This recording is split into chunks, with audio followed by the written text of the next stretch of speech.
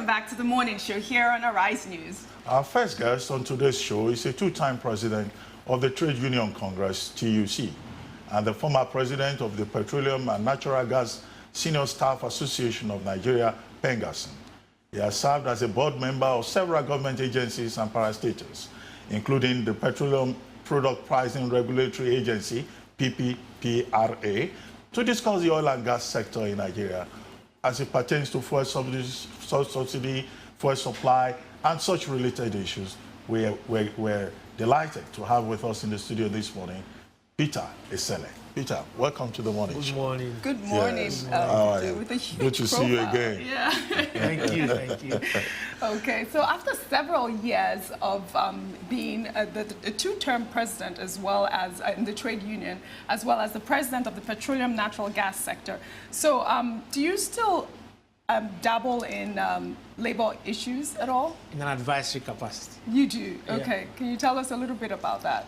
I think the main thing now is workers are after the minimum wage. Okay. So I think they have a series of negotiations going on, and we're all aware that likely the coppers are going to have an increased allowances.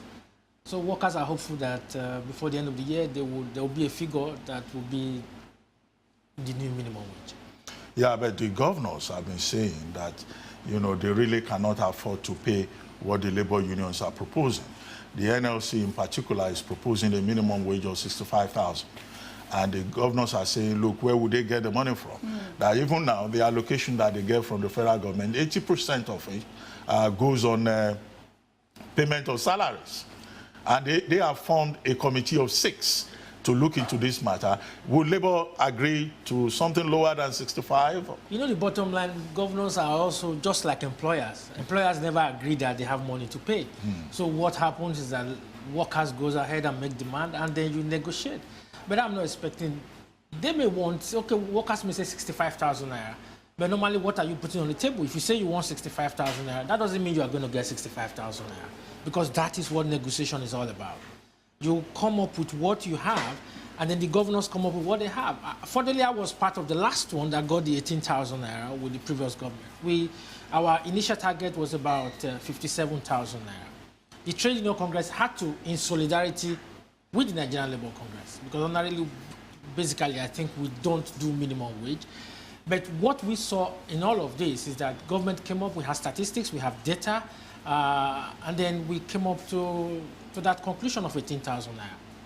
Well, but if you look around the country, some of the states are owing salaries up to about 22 months. Yes. But some of these affected states, somehow when there is an election, you know, as we saw in Ekiti, the governor suddenly finds money to pay workers. Yes. And in Osun State now, there will be an election in September.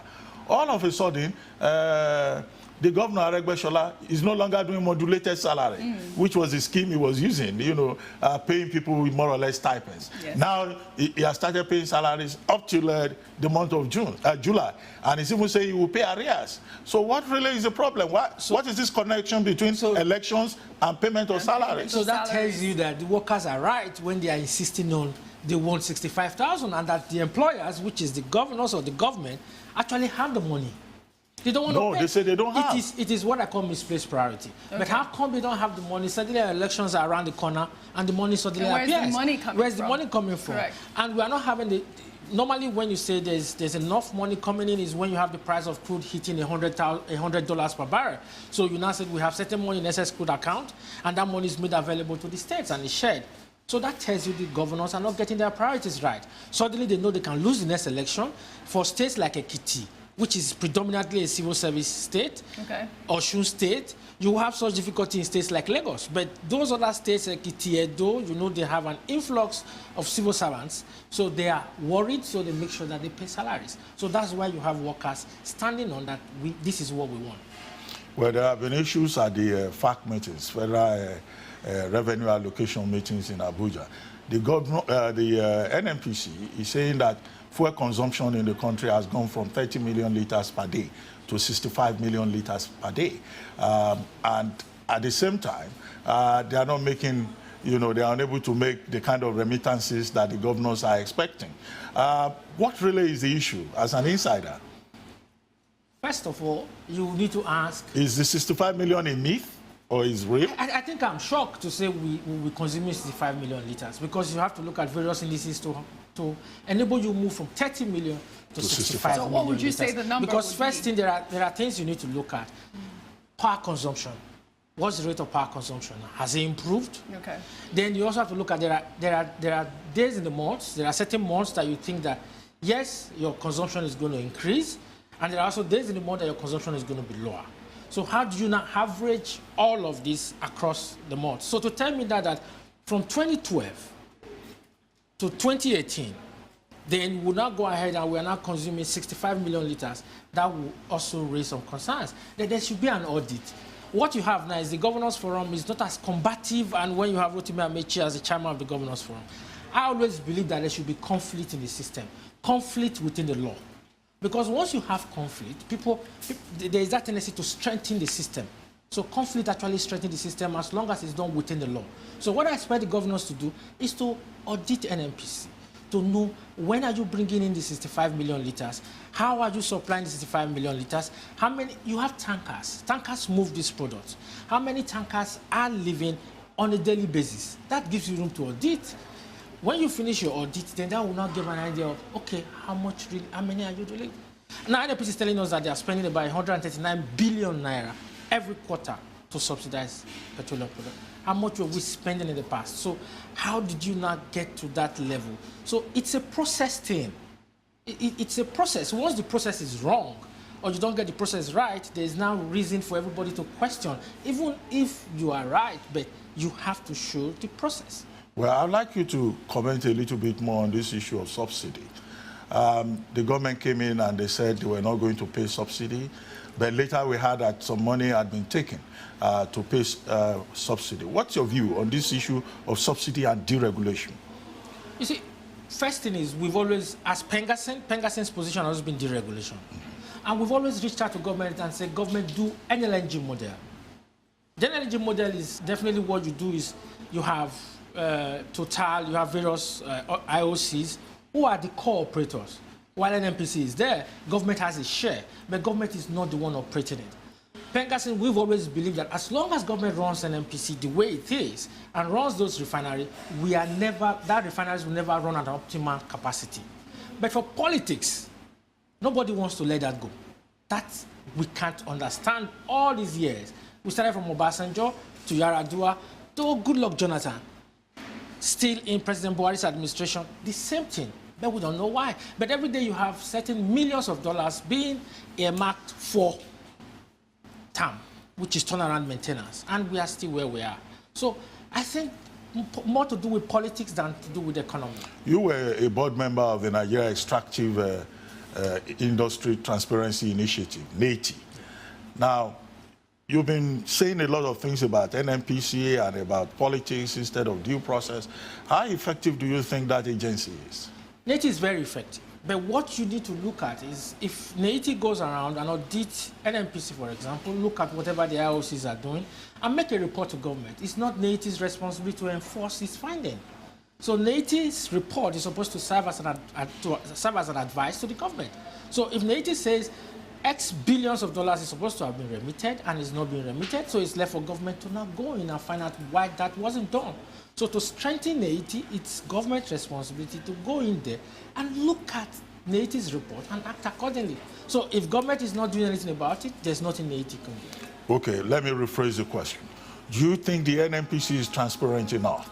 I mean, look at that issue between the Minister of State, Dr. Ibe Kachiku, and the Group Managing Director, Maikanti Baru, over award of contracts and the role of the board and all of that. They seem to have swept that under the carpet. I think it is in the best interest of government. To sweep it under the carpet? No. When I use the word, it is in the best interest of government. That's why I talked about conflict. Okay. Conflict within a law.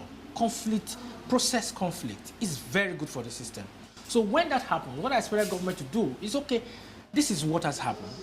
There's nothing wrong with government coming out in the open to say, okay, fine, these are certain areas we see that there are issues, and this is how we addressed it. And if there are new rules of engagement, they put it in place. If there are new process system, you put that in place. So if government is not saying anything about it, it's also not in the best interest of government, because people are going to feel that the government is not being transparent. Right. So what I expect government to do is to have gone to the base and look at, okay, what was wrong here? Why will a minister go out and issue a memo that is against his subordinate? Because ordinarily the Minister of Petroleum, Minister of State Petroleum, is the boss of the GMD of NNPC. And then you now go further to correct it, not only because of the present administration, but because of the future of NNPC and future of the country. Is it a good thing for the president to be Minister of Petroleum and president at the same time? For one thing, I never supported that. And I think when the transitional committee invited me and I said, the president has too much on his plate.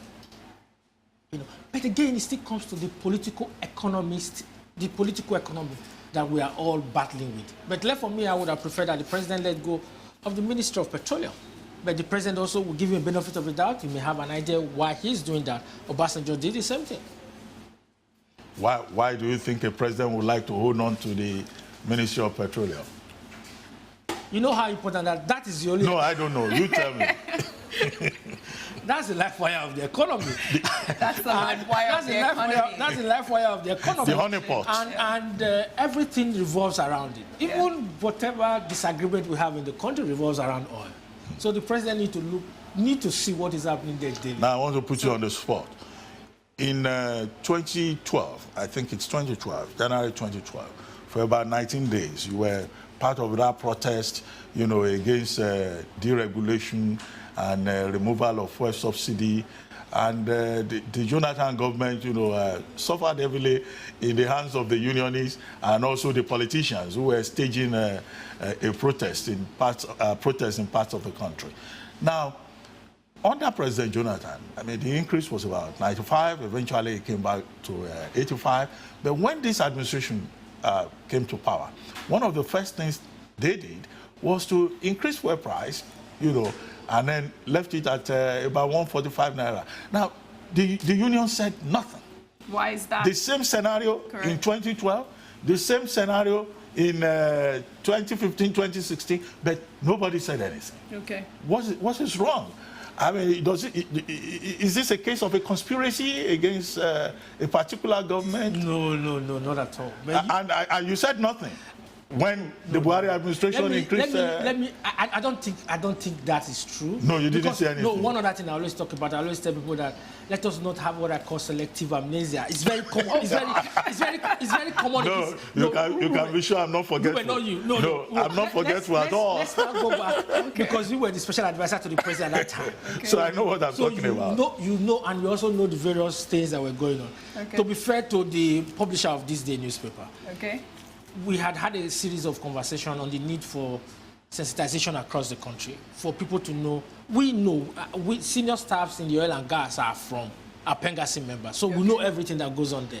We know subsidy, there is corruption. Okay. Associated with it. And then the publisher of this day did kind of a symposium to sensitize Nigerians about, to go around 6 parts of the zonal areas of the country, Lagos, Port Harcourt, across the country, to let people know. And then we were also having informal conversation around this subsidy, around the regulation. And then the initial plan was, if it has to go maybe by the mid-year. You know, yes, because government knows it has to go by the mid-year. And don't forget that for every decision you make, 2 things must tie.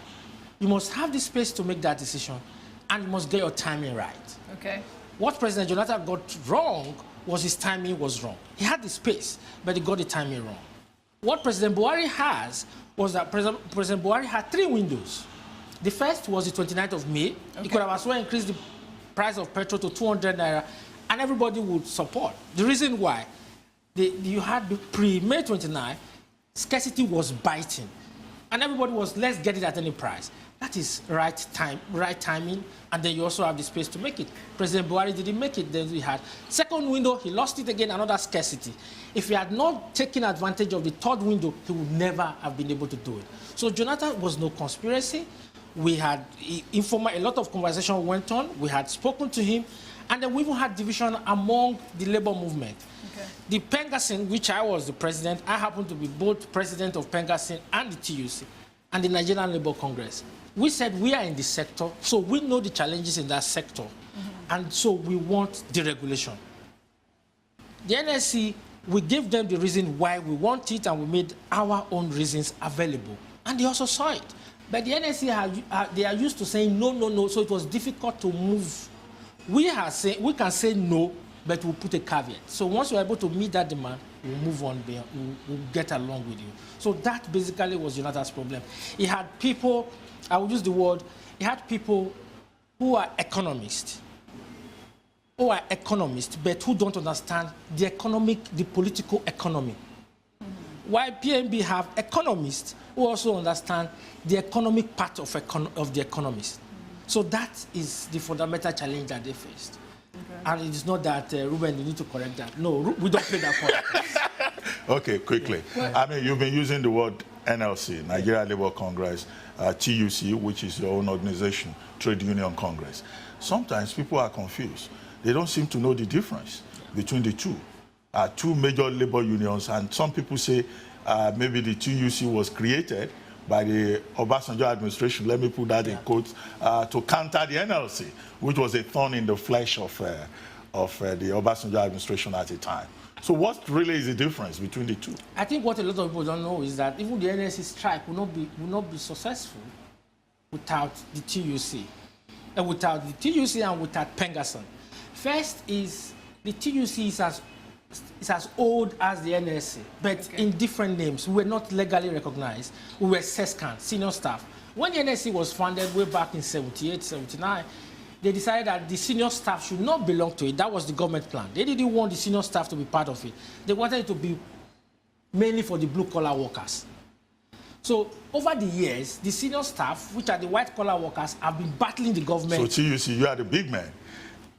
The other people are the textile workers. No, relatively, okay, I would not deny. Maybe just break down the activities of the TUC. Yes, basically you look at it that we are mostly 99% or 100% of us. First, you have to have a university degree. Okay. If you don't have a university degree, you have to work in an establishment for over 10 years, which means you are being projected into management. Okay. Normally, you have a lot of our staffs moving from senior staff to management. So that's also why people, when they say we are pro-government, I always laugh. I always say our views are more rounded. Okay. Why our views are more rounded is because you have accountants, I have, as president of TUC, I have a whole pool of information. I can know what is happening in civil service, I can know what is happening in NPC at the top level, and I can also get some security aids to also give me 1 or 2 tips on what is happening. So, and all of this informed our decision-making, which make people see that, okay, probably we are pro-government, but we are very balanced. Okay. When you left the TUC as president, you moved into politics, and you ran for governor on the platform of the APC. I guess that's why you are sympathetic to the Buhari government. But that's not really my question. I mean, you may want to address it. But when you ran as governor, you ran on a platform of what you call ACE, agriculture, culture, and education. How important are those 3 issues to you? First, let's take education. Okay. But if you want to respond to, yes, you are an APC man, that's why you are sympathetic. There is one thing that is very clear. Yeah. If this government is doing what is not right, I'll say you are doing what is not right. I'm not playing politics because I don't have second address, in quote, which means without politics I can't survive. No. Without politics I can survive. I look at politics as a means for me to render service. So if it's not there, that was also why when I lost in the primaries, I simply congratulated, even though I wasn't happy with the way it was done, but I simply congratulated the winner and move on with my life. So for me, politics is about service, and I look at it that politics is the easiest way to immortalize yourself. It's just like being president of Pengasson and president of TUC now. Now, why do I talk about education? Education is key. I'm talking to you here now, I'm sitting here now, is because of education. I'm able to sit, I've been privileged to take phone calls from presidents. Obasanjo, Jonathan, I've been privileged to sit with all of these. What makes that happen? It's also education. And then what type of education? We now need to ask ourselves, what kind of education are we really running? Is it the education that's for the sake of certificate? Or education with the sake of certificate means you are literate, but you're actually not educated. I look at it that, how are you able to cope with the various challenges that are coming around you? Example, myself. I left secondary school. I didn't go to university. I had a skill. I was trained in Benin City. First, I was a tanker boy, selling water, bus conductor. I did all of that. Really? Yes, I did all of that. So when I did all of that, and I was privileged to meet somebody who has a PhD in geology. Wow. And he happens to be the owner of the truck where I'm the motor boy. And he looked at me one day and he said, no, you are not meant for this place. And he trained me as a core technician. He set up a huge lab. And when he trained me as a core technician, he wasn't paying me well, but he gave me that skill. And when he gave me that skill, I used that skill to work for an American company. I didn't need a degree. I didn't need a university degree. The reason why I went to get a university degree was for self-fulfillment, not because University of Degree is going to put food on my table. So my skill was so much in demand that I had to start selecting which company to work for. So I decided to work for an American company, and my life changed. So first is, and then decided to now go later to get a university degree. So all this attention that we have on university degree, and I also found out that the technical aspect of it is very important. I could go offshore. I'll tell you what they were pricing my skill for. At that time, my skill was priced for $1,000 a day. Wow. Yes, as at that time. But I won't get that $1,000 a day, but the company gets certain amount and I get certain amount in return. So now, what do you now need a university degree for if you can get all of that? But the people who were doing my job before were all coming from Liverpool to come and do the job. They were all expatriates. Now, what's the benefit to the economy? So they stop the expatriate. I don't like calling them expatriate. I call them immigrants. Because when you leave Nigeria... Yeah, but quickly, maybe you talk about agriculture and the other issue about culture. You have an interesting personal story to tell. Yes, take for example, culture. I had to know so much about the Benin Kingdom when I went to the British Museum. There's nothing in Benin to tell me about our culture. We had wonderful history. And the British are storing them. So the current Oba just commissioned a fantastic book on the history of Benin. Exactly. It's called The Red Book on Benin history. Now, the current Oba is doing that. And before, when I went for the elective office, the current Oba wasn't there. So now you have to look at our culture. Now let's look at the minority issue. I'm an Esan man. Esan or Ishan? It's Esan. They call it Ishan. English have a way of changing everything. You know, I'm an Esan man. How many people speak my dialect?